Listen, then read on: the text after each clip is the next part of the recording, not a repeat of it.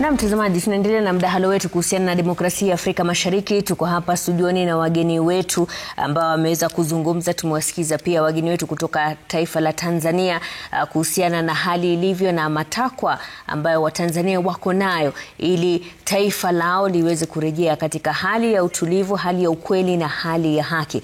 Hebu sasa tuwasikize wananchi wa hapa Kenya wanasemaje kuhusiana na hali ilivyo ya kisiasa na kidemokrasia na ukiukaji wa haki katika eneo hili la Afrika Mashariki. Shukrani sana na kujia moja kwa moja kutoka mji wa mpakani wa Taveta, na hasa ikikumbukwa ya kwamba mji huu unapakana na nchi jirani ya Tanzania, ambapo miji ya karibu kutoka Tanzania ni Holili sawa na Moshi. Lakini hata hivyo kumekuwa na hisia mbalimbali ambazo zinatolewa na Wakenya kufuatia ugandamizaji wa haki kwa Wakenya ambao wanazuru mataifa ya Afrika Mashariki na hususan nchi jirani ya Tanzania. Na nimeweza kuzungumza na mbunge wa eneo hili John Bwire sawa na wanaharakati, na haya ndio alikuwa nayo ya kusema. Ukweli kabisa uhusiano wetu na Tanzania umekuwa strained sana. Saa hizi ukienda pale Holili hauruhusiwi kwenda zaidi ya mita 20 kutoka kwa boda yetu. Zamani ulikuwa unaenda 10 kilometers freely bila documentation, lakini saa hizi hauruhusiwi kwenda hata 10 meters. Watu wetu wengi ambao wanaishi Tanzania mpakani hapo, wote saa hizi kwa uoga na vile vitisho ambavyo viko, wote imebidi warudi nyumbani. Hata wale ambao wako na makaratasi halali ya kukaa Tanzania, kwa sababu ya hayo mambo ya victimization kutoka kwa maofisa wa uhamiaji na ofisa wa polisi wa upande ule wa Tanzania. Hali ya Tanzania sio nzuri sana. Kama sisi wa Kenya tunajaribu kuvuka kule, kwanza kama upande wa sisi bodaboda tunajaribu kwenda upande wa ngambo ile ya kule. Hali sio nzuri, tunasumbuliwa sana, lakini wenyewe wakivuka pande hii hamna mali popote wanasumbuliwa. Lakini sisi hatuelewe sababu wengine wanaenda kule kwa Kenya wanauliwa, wanaumizwa. Sasa tuelewe kwa hii hali itakaa vipi ndio iwe shwari, mpaka lini? Sababu biashara mingi sisi tunatarajia kwenda paka Tanzania na kurudi, chakula mingi tunatarajia kwenda kuchukua paka Tanzania na kurudi. Lakini sasa tuelewe hii hali itatulia lini ndio iwe shwari. Kwa sasa kutokea kitambo Wakenya walikuwa wakienda Tanzania kufanya biashara, mpaka kuna ile East African Protocol ilikuwa mtu akienda mpaka Himo anaenda na kitambulisho. Lakini kwa sasa ukifika barabara ya Rombo, watu wanasimamishwa, Wakenya wanatolewa, wanakuwa harassed, wanalazimishwa lazima waende na passport ambayo si sawa. So mimi ninachofikiria ni kwamba serikali ya Kenya ina wajibu wa kuhakikisha kwamba Wakenya wako safe kwa hizi nchi za Afrika Mashariki, hasa Tanzania. Kama hawezi ensure hiyo safety, hakutakuwa na haja ya kuwa na East African Community wakati wa Kenya wanadhulumiwa katika nchi za East Africa. Hizo kauli za wakazi wa mpakani wa Taveta hapa wakitoa wito kwa Jumuiya ya Afrika Mashariki kuwa na demokrasia na uhuru ili biashara ziweze kuendelea kama kawaida. Wengi wa eneo hili wakisema kwamba wanapozuru nchi jirani ya Tanzania hupatwa na vikwazo vingi hata zaidi. Nikiripotia runinga ya Citizen kutoka eneo bunge la Taveta, kaunti ya Taita Taveta, mimi ni Julius Joho. Na kwa ajili ya mkataba ambaye President alisign na President Museveni ya kuwa kuna uhuru wa kutembea kufanya biashara Kenya, Tanzania na Uganda, ningekuwa naomba ya kuwa President aingilie kati, ahakikishe ya kuwa hii mkataba alisign pia inachunga Mkenya wa kawaida, inachunga Mkenya wa kawaida katika nchi zingine kama Tanzania na Uganda. Ningependa kusema ya kuwa President wa Tanzania akona dhuluma dhidi ya Wakenya, ni kama kulipisha kisasi ya kuwa amejitolea kutesa Wakenya wenye wako Tanzania. Waziri wa migration na Prime Secretary Musalia Mudavadi aingilie kati, ahakikishe ya kuwa Wakenya wenye wako Tanzania wako safe, na ikiwezekana kama hakuna usalama warudishwe nyumbani. Kwa maoni yangu kuhusu Tanzania, Uganda umetufanya vibaya sana, na tulikuwa tunapenda ujirani mwema. Tungependa kuwa majirani mwema kwa wakati wote. Tanzania kuua watu wetu si mzuri. It is so bad. Haikuwa mzuri kabisa. Tunasononeka sana ama tunasikitika kwamba Wakenya wanawaua kama kuku huko. Na tunaambia President Samia aombe msamaha. Aombe msamaha kabisa kwa sababu ni tendo mbaya. Pia kwa Uganda hatujasikia vizuri kwa kushika wanaharakati wetu. It is so bad. Tungependa tu akue Wakenya wazuri. Nini Waganda wazuri. Tanzania wazuri, ujirani mwema. We need it. Tunataka tukue pamoja vile tulikuwa tunakaa. Asanteni sana. Poleni wenye walifiwa, Wakenya walifiwa. Poleni sana. Ningeomba nchi kama Tanzania na Uganda waishi kwa undugu, waishi kama mandugu pamoja. Sisi wote ni Waafrika. Tuishi kama mandugu. Kenya, Uganda, Tanzania. Hapa pia nasi tunaishi na Wakenya, tunaishi na Waganda, tunaishi na Warwanda na tunaishi kama mandugu wote. Hakuna cha Mrwanda wala cha Mkenya. Mwenyezi Mungu amesema fantashul fil ardhi. Mwanadamu utembee katika ulimwengu kwa kutafuta riziki. Hajasema utembee mahali padogo. Samia Suluhu, tuishi kama ndugu, kama dada, tuishi kama Wakenya na vile tunaishi kiamani na upendo. Sheria ifuatwe. Kama sheria huko inasema hivyo wafanye hivyo. Kama sheria ifanye nini? Waachilie watu ama washikwe wastakiwe. Mheshimiwa Kapombe, matukio hivi juzi ama ya siku za punde ya Wakenya kutekwa nyara katika mataifa wanachama wa Jumuiya ya Afrika Mashariki imezidi kuibua mdahalo mkali na vuta nkuvute, ikitilia shaka uhusiano kati ya mataifa haya wanachama wa muungano wa Jumuiya ya Afrika Mashariki.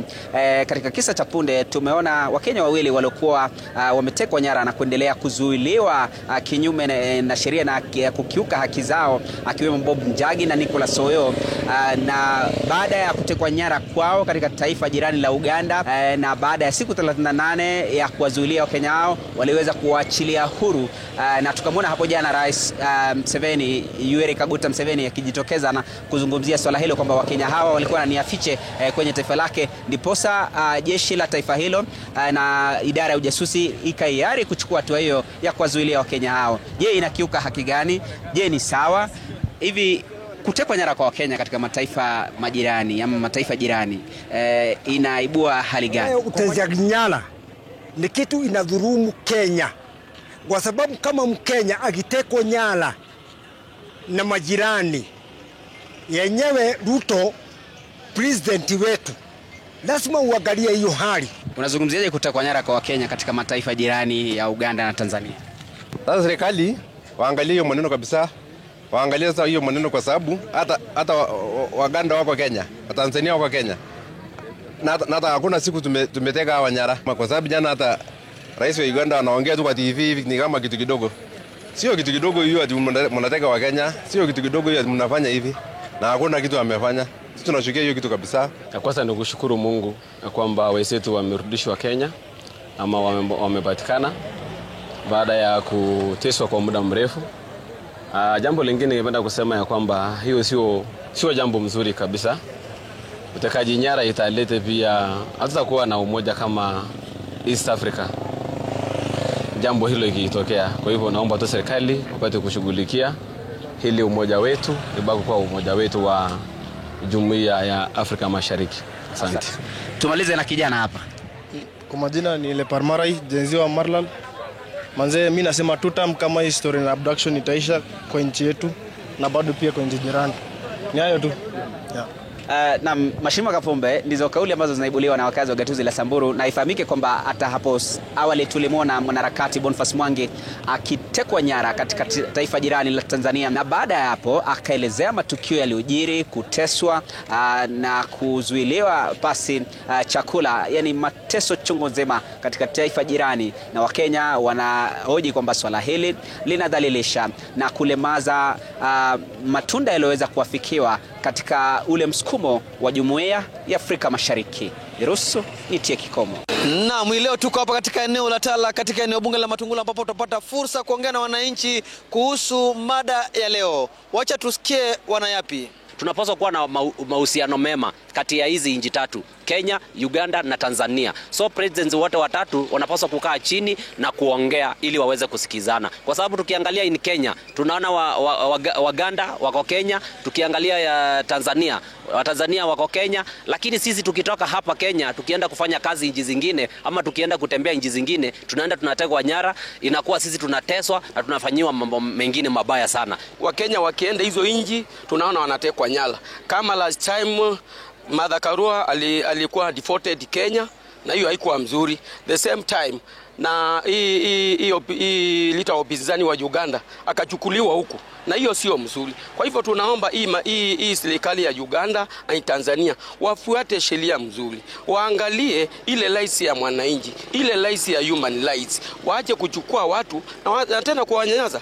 Hii ndugu zetu wa Kenya hatujui mali walikuwa for 38 days, pengine wamekuwa tortured, hatuwezi jua. Kwa hiyo tunataka hii maneno iangaliwe vizuri, na hiyo maneno ya kutekwa nyara iishe kabisa, kwa sababu inaharibu ile democratic ya hizi nchi mbili. Ni right ya kila mtu kwenda mahali popote pale, kufanya kazi, kutafuta maisha, hiyo tuko na right. Ukiwa uko na visa, uko na cheti za usafiri, uko na right ya kwenda mahali popote. Mimi sijaisikia ati Amerika wameadapt Mkenya ama Saudia wamefanya hivi, lakini unapata Kenya wakitoka nchi jirani kunakuwa na shida. Wakati wa Pombe Magufuli hakukuwa na shida. Wakati wa anaitwaje, kina Nyerere, kina Mkapa, hakukuwa na shida. Watu tulikuwa tunaishi kama ndugu. Sisi East Africa ni ndugu moja. Tunaongea Kiswahili kimoja. So naona hii mambo ya kuteka nyara wa Kenya sio ni jambo zuri. Alafu bado mnatutofautisha. Mnataka kukue na uadui kati yetu, na hilo jambo haliwezekani. Ni kwamba tumesikia tuhuma kwamba wanatuadapti, wanatutesa, na kiukweli nikiangalia kuna Watanzania wengi ambao tuko nao hapa. Kuna watu wengi ambao Watanzania wanafanya kazi hapa Kenya, tunawasaidia, tunaishi nao kama mandugu. Alafu kitu kingine kuhusu taifa jirani la Uganda hapa Museveni, kitu chochote ambacho kinapitia Uganda lazima kipitie Kenya ndio kifike Uganda. Sasa mimi ningeona, kwa maoni yangu mimi, huu ndugu uweze kudumu, tuweze kuwa kama mandugu, tuishi vizuri, ndio hizi nchi tatu ziweze kukua kwa uzuri. Kwa sababu tukiangalia marais wa hapo awali kama John Pombe Magufuli, Kabarage na huku kwetu walikuwa wanashirikiana, na hao watu walikuwa wanaishi kwa undugu. Hizo ni hisia tofauti kutoka kwa wananchi kutoka eneo la Matungulu, ambapo wengi wao wasema uhusiano wa nchi tatu za Afrika Mashariki unafaa kudumishwa na hizo vitu za kutekwa nyara ziishe. Kutoka kaunti ya Machakos, mimi ni Enoch Musui. Naam, ni kauli za wananchi kutoka kaunti mbalimbali hapo kuhusiana na matukio ya hivi punde katika mataifa ya Tanzania na Uganda, na jinsi ambavyo Wakenya wamekuwa wakitekwa na kuteswa katika mataifa haya. Labda nikirejea hapa Florence, ukiwasikiza Wakenya jinsi wanavyosema, ni kipi ambacho unatarajia kutoka kwa viongozi wao? Asante sana Masirima. Kile natarajia kwa viongozi wangu, sitarajii kitu tofauti, sababu hata tukiangalia hiyo utekaji inaendelea Tanzania na Uganda. Nikiangalia kama hii kesi ya kina Bob Njagi ya Uganda wakiwa na Nicholas Oyo, na ile ya kina Boniface Mwangi kule Tanzania, ukiona kimya na matamshi ambayo yanatokana na viongozi wetu, inatuonyesha kwamba viongozi wetu kuanzia juu ndio wanatoa amri kwamba wakamateni, muwape mateso kiasi. Na hilo mimi nasema nikiwa nimesimama kindete, ni bila uoga. Maana wakati tumekuwa tunapigania kina Bob Njagi Warundi, tumejaribu kufikia watu wote. Ministry of Foreign Affairs wako hivi, rais wa Kenya amemute, na ile shinda imetokea Kenya sasa hivi ni rais wetu. Marais wetu wa awali kina His Excellency Uhuru Kenyatta, kina Mwai Kibaki, even the first president Mzee Jomo Kenyatta, they really defended their people. Lakini hawa wanaonekana wao ndio wanapeana watu wao. Kwa sababu gani? Sababu huyu mwenye tuko naye pia ni dictator hatari sana. Na yeye wamefanya solidarity ya mandikteta ili hawa wakivuka huko, sababu huku wananisumbua sana na sheria ya huku inanifinya, nyinyi wapeeni nidhamu pande hiyo. Mimi nina uhakika hilo ndilo jambo linaendelea, maana hakuna vile wananchi wako wanaweza tekwa nchi jirani alafu wewe umenyamaza kimya. Alafu baada ya kuachiliwa rais wa nchi jirani anasema nilisema hapa si Kenya, hapa tuna system nzuri sana ambayo inawatambua wakifika na tunawaweka kwa fringe. Can you imagine, rais wenu anasikia rais jirani akitamka matamshi kama hayo, lakini nashukuru Mungu juu hayo matamshi ametoa yanatupatia nguvu ya kustaki hiyo nchi jirani, sababu wamekiri kwa vinywa vyao. Sani ya Museveni amekiri, babake Museveni amekiri. Kwa hivyo inatupa nguvu ya kuwastaki na waweze kufanya nini, kuwafindia wale wenye waliteka hizo siku 38. Tukiangalia kwa Samia Suluhu vile vile viongozi wetu waliongea vibaya, na ninataka nikemee huyu kiongozi anaitwa Senator Cherargei kwa matamshi yake. Na ajue yeye amewekwa pale kwa ile kiti na watu, lakini najua wakati wa viongozi huwa wanalewa na uongozi wanatamka hivyo, sababu ukisikia Cherargei akiongea hivyo ujue inatoka pia kwa mkubwa wake. Ndio maana anaongea, sababu yeye anamdefend, na ndio maana walikuwa wamenyamaza kimya sana wakati hawa wamekuwa wametekwa. Mpaka tumejaribu kutafuta mbinu mingi mpaka Uhuru Kenyatta, the retired president, akafikiwa ndio aliweza kufanya mawasiliano. Can you imagine, the sitting president is not doing anything, but the retired president ndio akona utu wa kujaribu kuongea na nchi jirani wawachilie watu wetu. Hiyo imeonyesha kwamba hii uhusiano wa East Africa inaharibiwa na viongozi wetu, maana wameamua kusaidiana. Kama vile umesikia wa Tanzania wakisema, wamesema Tanzania walipewa jeshi kutoka kwa nchi jirani, hata kama wajataja ni gani. Your answer may be as the same as mine. So tunajua vile hawa mandikteta wameamua kusaidiana ili kugandamiza wananchi wao, wale ambao wanaongea kuhusu vile wanaongoza nchi kwa mkono wa chuma. Asante sana. Oduba, kuna umuhimu gani kwa Wakenya kutetea haki mahali ambapo inakiukwa katika mataifa jirani? Kuna umuhimu kwa maana sisi wote ni binadamu. Sisi wote tunafaa kutetewa.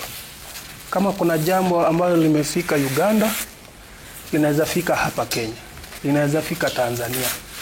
So kama kuna hiyo kutetea, inasaidia mtu kuwa na uhuru wake ya kutembea, ya kufanya business, ya kusikika. Lakini unaweza pata saa ingine hatuna hiyo sauti, juu ambao watu wangetutetea wamenyamaza. So lazima tukue na hiyo sauti ya kututetea ili tupate uhuru. Yes. Swali hilo wakati ambapo ukiukaji unaendelea katika taifa jirani na unaona Wakenya wanazungumza, weka kwa mitandao zile picha ambazo Watanzania wameshindwa kuweka kwenye mtandao, kuna umuhimu gani? Kwa nini Wakenya na wananchi wa mataifa mengine wanapaswa kupaza sauti zao pahali ambapo wanaona haki zinakiukwa? Nitasema kwanza ya kwamba kwanza nirudi tu pale kwa wale ambao wamezungumza, Watanzania wenzetu. Na niseme tuko pamoja nao wakati huu ambao wamepatikana na misiba. Watu wengi karibu 10,000 kweli si mtu mmoja. Na ni jambo la kusikitisha sana kufa kwa sababu ya kura na sio kwa sababu ya kwa mgonjwa na mambo mengine. Na niseme Wakenya tuzidi, ama nchi zingine zote ambazo ziliona kile ambacho ilifanyika Tanzania na kile ambacho kitaweza fanyika Uganda na Kenya baadaye, tuweze kuzungumza. Kwa sababu kama vile imevyokuwa ama imekuwa evident, wanasiasa wanawazungumza lugha moja. mbona wananchi wasizungumze lugha moja? Na ilhali wale wanaumia zaidi ni wananchi wenyewe. Ikiwa tutaweza paza sauti kama Wakenya na Tanzania wasikike, kilio cha Tanzania kisikike, basi tufanye hivyo. Na Uganda vile vile na wengine wengi. Ni kwa sababu katika kule kuzungumza kunasaidia dunia nzima kuelewa ni yapi yanayotendeka kwa hizi nchi zingine ambazo zimewafungia wananchi wao kutozungumza katika ile hali ya kukiuka haki za kibinadamu. Na hivyo basi inakuwa na nafasi na fursa nzuri sana ya kuipatia dunia nzima kuzungumzia yale ambayo yanayotendeka kwa hizi nchi. Na hivyo pia itasaidia sana kwa mwishowe, sijui ni lini, lakini mwishowe sisi ama wananchi wa Kiafrika wakapata uongozi bora. Itatokea tu sisi wenyewe tukisimama kidete, tuzungumze kwa niaba ya wenzetu na tujizungumzie pia kuhakikisha kwamba ile uongozi tunautafuta kwa njia moja au nyingine tutaipata. Tony, vijana wanaweza kuchochea vipi haki, ukweli na demokrasia katika mataifa yao na pia katika mataifa jirani? Vijana wanafaa wachukue nafasi kwa hizi vyeo vya uongozi. Manake kile ambacho kimekuwa kikifanyika hapo awali na hata inafanyika sasa hii ni kwamba bado tuko na the old guards kwa hizi nafasi za uongozi. Na ni vijana sisi kwa sisi tunajua zile mashida tunapitia. Nikiingia pale chuo kikuu ni mimi najua shida ya wasomi wenzangu, wanafunzi wenzangu wenye wako kwa hiyo environment. Wale wenye wako kwa ofisi huko hawezi jua ni nini ambacho tunakipitia. Kwa hivyo hatua ya kwanza ni vijana wachukue fursa. Kukiwa na uchaguzi kama hii yetu yenye nakuja mwaka 2027, vijana wajitokelezee, sio tu kwa kupiga kura, lakini waendee hizi nafasi za uongozi kwanza, ili wao pia waingie hapo waweze tengeneza zile policies ambazo zina wafavor kama vijana. Na namba 2, tujadiliane, tuweke ile ambayo the late Raila Amolo Odinga alisema kama handshake doctrine. Kwa maana wakati kuna tatizo watu wanafaa wakae chini, tujiulizane shida iko wapi, ilianza vipi, na kama makosa imefanyika tutaendelea kupigana? Hatuwezi endelea kupigana. Kwa hivyo lazima watu wakae chini wajadiliane, na ikiwezekana watu wasalimiane na nchi ibaki. Lakini hizi salamu ndo huwa zinaleta matatizo baadaye. Naam. Manake ni kana kwamba watu wanasalimiana kisha zile shida they have been swept under the carpet. Salamu bila haki ni dhulma. Na kwa hivyo tusikubali, na napongeza Watanzania. Wamesema wanazungumza na nani na kwa nini? Ni nini kilichotendeka? Ni wapi yeye ambapo amesema Mama Samia ya kwamba yale yaliyotendeka ni kwa ajili yeye mwenyewe alizifanya. Kwa hivyo ni kwanza akubali ya kwamba yalitendeka na ni vipi tunavyoweza kubadilisha nchi yetu, nchi iwe ya amani na pia inatekeleza haki ya binadamu kama vile inavyohitajika. Yenye amesema ni ukweli. Lakini wakati tuko na shida, kwanza tunaangalia kwanza ni suluhisho gani tuko nayo ya kwanza. Kuna zile short term solutions tunaweza kuwa nayo kuweka stability kwa nchi. Baada ya hiyo ndio sasa tunaenda kwa long term solution. Kwa hivyo kitu ya kwanza yenye Watanzania kwa mfano wangefanya, unajua sisi kwanza tuko mbele kidemokrasia, almost miaka 15 mbele ya Tanzania kidemokrasia, kwa sababu sisi tuko na katiba mpya ambayo tulipata mwaka 2010. Kwa hivi sasa bado majirani bado wanapigania katiba mpya ndio wapate hizi taasisi za kidemokrasia kukuuzwa na vitu kama hizo.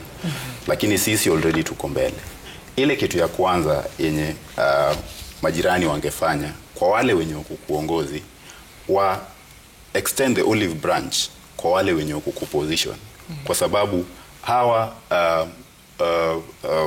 supporters ni wa opposition basically.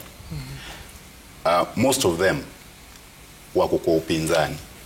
Kwa hivyo waongeleshe wale wa viongozi wa upinzani kwanza, walete amani kwanza. After nchi imekuwa sawa, ndio sasa waangalie zile mashida ambazo tulikuwa nayo yenye ilifanya tufike hapa kwanza, tunazisuluhisha namna gani.